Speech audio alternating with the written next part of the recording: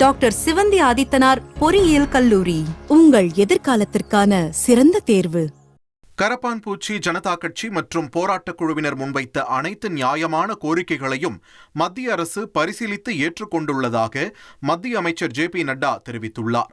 இந்நிலையில் தங்களது மற்ற கோரிக்கைகளையும் மத்திய அரசு ஏற்றுக்கொண்டதால் ஜந்தர் மந்தரில் நடைபெற்று வந்த போராட்டத்தை நம்பிக்கையின் அடிப்படையில் வாபஸ் பெறுவதாக கரப்பான்பூச்சி ஜனதா கட்சியும் அதிகாரப்பூர்வமாக அறிவித்துள்ளது.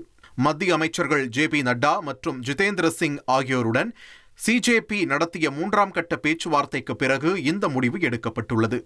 மத்திய கல்வி அமைச்சர் தர்மேந்திர பிரதானின் ராஜினாமாவை தொடர்ந்து பாதிக்கப்பட்ட மாணவர் குடும்பங்களுக்கு அதிகபட்ச நஷ்டஈடு வழங்குவது மற்றும் கல்வி மற்றும் தேர்வுகளில் சீர்திருத்தங்களை மேற்கொள்ள சிஜேபி அளித்த கோரிக்கைகள் ஏற்றுக்கொள்ளப்படும் என்றும் ஜே.பி. நட்டா தெரிவித்துள்ளார்.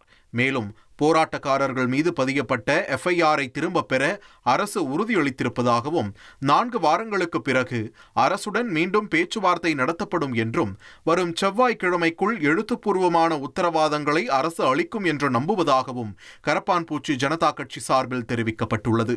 மத்திய அரசின் சாதகமான முடிவை தொடர்ந்து 37 நாட்களாக நடைபெற்று வந்த தங்களின் தொடர் போராட்டத்தை கரப்பான்பூச்சி ஜனதா கட்சி வாபஸ் பெற்றுள்ளது. டாக்டர் சிவந்தி ஆதித்தனார் பொறியியல் கல்லூரி, உங்கள் எதிர்காலத்திற்கான சிறந்த தேர்வு.